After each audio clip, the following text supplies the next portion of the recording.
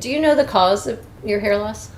No, it was just hormonal. Actually, I used to have tons of hair, a lot of hair. It didn't like totally fall out. It just got so thin. So people could see your scalp.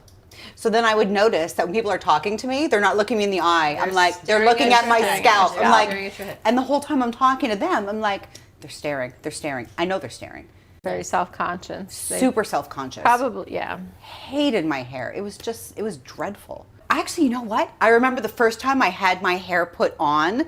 After I was done, I went to pick my son up from school and I pulled into the mom carpool thing and I got out and the lady who brings my son out, she's like, "Oh my gosh, you look so young." I was like, "What?